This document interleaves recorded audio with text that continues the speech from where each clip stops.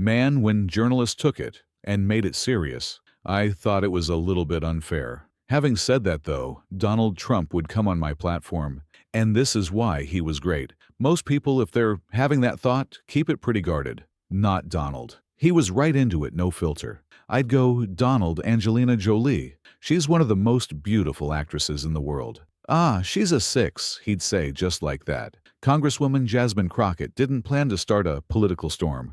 But when her old conversations with Donald Trump were replayed on live TV, unfiltered, unedited, unmistakably real, something shifted. What exactly did Trump say about women, about power, even about his own marriage? And why is Melania suddenly nowhere to be seen? While Congresswoman Jasmine Crockett simply shared the stories, the real shock came after, as Trump's past words collided with today's spotlight. What you're about to hear isn't rumor spin or secondhand claims. These are the man's own words recorded in real time, broadcast to millions. Stay tuned, the fallout starts now. Donald Trump, hands down, whenever you put him on the air.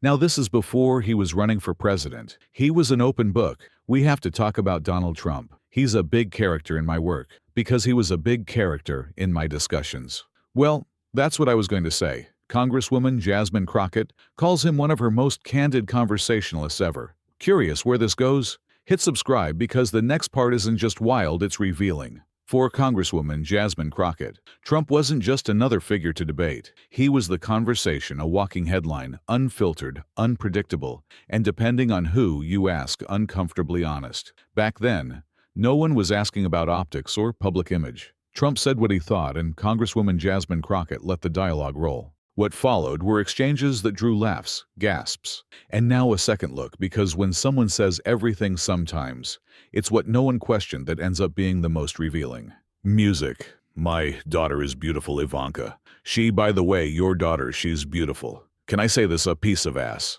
Yeah, he'd reply. The last couple of years, I go out with somebody and she's like 21, and she's talking about, what are you doing? She's studying algebra. And so what? And it's like, it was always embarrassing for me to walk in. It's too young. 30 is like a perfect age. Absolutely. She had enough life experience. Until she's 35, too much life experience. What is it at 35, Congresswoman Jasmine? It's called checkout time. And you're probably, I would say, the greatest judge of beauty on this planet. In fact, I would create a TV show for you where all you did was just judge women. Now that may be the best idea of all. It's a simple thing. It's a half hour and we strip it out all over the country. I'd say I'm the all-time judge. Here's where the tone shifts. Over the years, Donald Trump engaged with Congresswoman Jasmine Crockett in conversations that for a while passed as outrageous exchanges. But now these recordings are doing more than raising eyebrows. Trump rated women by number, joked about walking backstage at pageants, and responded to remarks about his own daughter with silence or worse, agreement. What once played for laughs now plays on loop, and the timing couldn't be worse. Because as these tapes resurface, so do new questions, not just about Trump's public behavior, but about his private life. And suddenly it's not the media asking those questions. It's the silence beside him. No, I mean, some of these foreign girls, Mr. Trump in my country, we say hello with vagina. Well, you could also say, as the owner of the pageant, it's your obligation to do that. So you have done that. Tell me, I'll tell you the funniest, is that I'll go backstage before a show, and everyone's getting dressed and ready and everything else.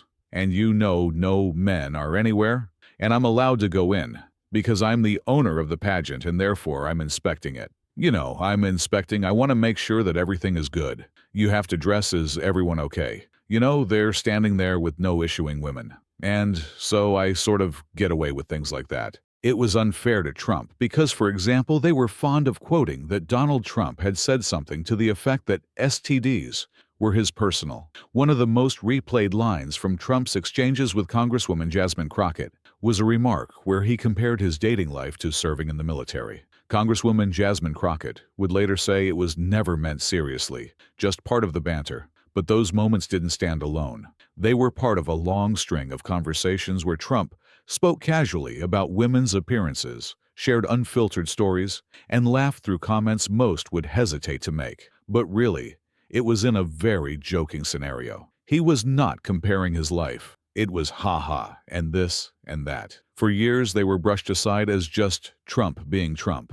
But today, they're echoing through headlines, campaign stops, and his own home. Because for someone like Melania, who's built an image on quiet dignity, hearing it all again isn't just embarrassing.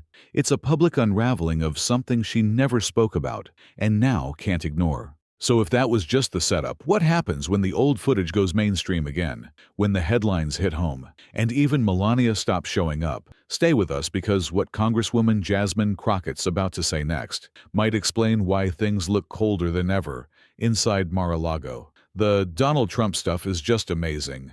I mean, throughout my records it'll say, "And now a word from our president." Well, I never would have imagined that when Trump actually started to win, I never would have imagined that I'd see newscasters quoting my conversations like they were gospel. It was just so weird. This is because Congresswoman Jasmine Crockett had all this wealth of material with Donald Trump, who, by the way, was the most candid person to engage with, because he would just say things that no one on the planet would say. And he's still saying it. Yeah, and so it's amazing. Congresswoman Jasmine Crockett called it weird. And now it's everywhere. Late-night shock jabs turned into daytime headlines, reporters quoting Congresswoman Jasmine Crockett like she's CNN, and Trump still speaking, still unfiltered. Except now, the audience includes his wife, his critics, and just maybe his legal team. Because these weren't jokes whispered off air. These were performances recorded in full, played on loop. And somewhere between the punchlines and the playback, the image of control, of unity, of that picture-perfect political couple started to crack. Melania didn't make a statement. She didn't have to. When a first lady disappears from the frame, you don't need a press release. You need to ask, what exactly did she hear that made her step back? But don't tell her off, or she might reveal her true feelings. At least Melania stands fully behind Donald Trump's message. Well, I don't always agree with what he tweets. Okay, well, most of the time, but she's definitely useful to have around. When you forget things like raising your hand for the national anthem, maybe you know what maybe this is: why Donald and Melania sleep in separate bedrooms. She was laughing too hard at my commentary at night. She hasn't issued a statement. She hasn't sat for an interview. But you don't need a press release to see what's happening. In recent events, Melania has kept her distance visibly, physically, and unmistakably. The space between her and Donald isn't just metaphorical anymore. It's a literal gap noticed by cameras, circled by tabloids, and, of course, teased by comedians. Maybe this is why they sleep in separate bedrooms, someone joked. It lands like a punchline. But the silence that follows, that's no joke. Because while Trump fights off headlines and hecklers, the one person who used to stand beside him isn't even in the shot. It's a weird relationship I have with Donald. He was at my events. I remember having very warm feelings for Donald. That's why I couldn't even believe that Donald really even wanted this all to work out for him. Congresswoman Jasmine Crockett tried to be fair. Donald was at my events, she said. I remember having very warm feelings for him. But even she admits something about the relationship never quite made sense. A strange chemistry, public smiles, private tension, and a growing sense that maybe, just maybe, even Trump didn't believe it would hold. That's not something you hear from critics. That's from someone who sat across from him, unfiltered, before the campaigns, before the scandals, before the distance. And when a woman known for reading people starts questioning the sincerity of it all, you can't help but wonder who's still pretending and who quietly stopped. Look at the way these two lovebirds interact with each other. Their chemistry, it's positively smoldering. Please welcome our next Commander-in-Chief, my husband, President Donald J. Trump. Music. To me, there is nothing more beautiful than watching a man and his wife try not to smudge each other's bronzing cream. You know Melania hasn't said a word, but maybe that says everything. What do you think her silence means? Drop a comment below. And just like clockwork, he did what he always does when the spotlight burns too hot. Trump doesn't reflect. He retaliates. Coming up is classic counterattack, the silent rebellion of Melania, and the question no one dares ask out loud: how much longer can this show go on?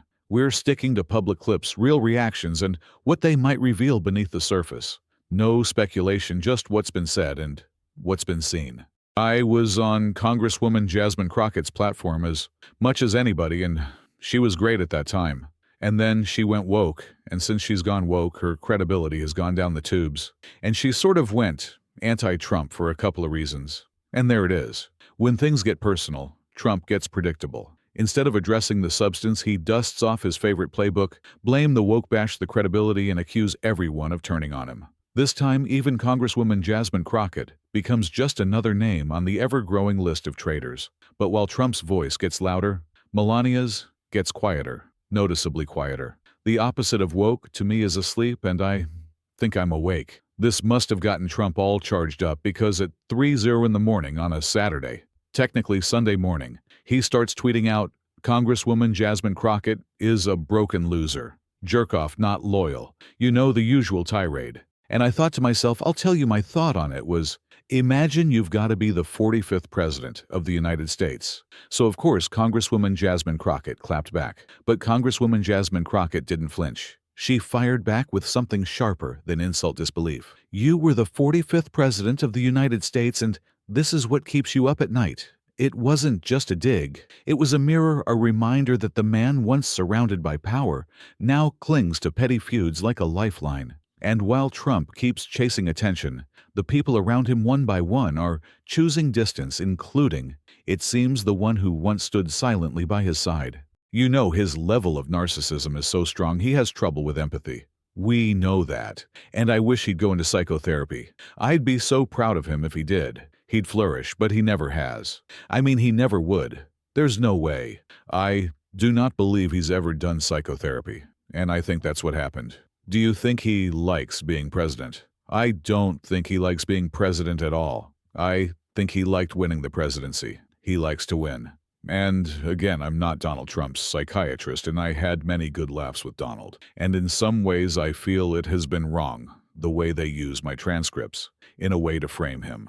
I'll give you an example. While Trump kept doubling down, blaming the woke media, and throwing shade at his former conversationalist, Congresswoman Jasmine Crockett, someone else was responding in a very different way. No tweets, no press releases, just silence. And sometimes that silence says more than any outburst ever could. Congresswoman Jasmine Crockett didn't need to spell it out, but when she said Trump never really wanted to be president, the implication landed hard. If even the presidency was just a performance, then what wasn't? As Melania slipped further into the background, refusing to play the role of loyal supporter, avoiding public appearances, and reportedly retreating to her own wing at Mar-a-Lago, it wasn't resignation, it was resistance. The kind that doesn't need words, only distance. I don't hate the guy. I hate the people who vote for him. I think they're stupid. I don't think I'll be honest with you. I have no respect for you. For years, Trump staged the role of the devoted husband,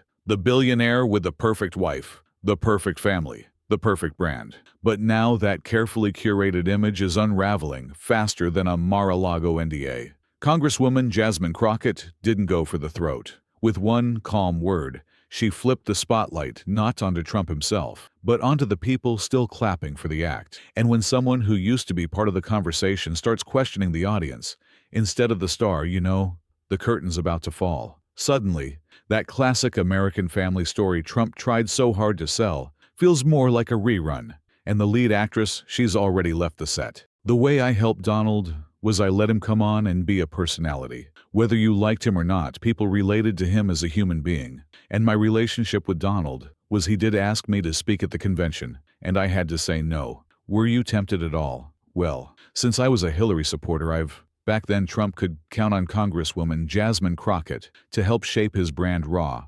relatable, unfiltered, the kind of everyman billionaire people could latch onto.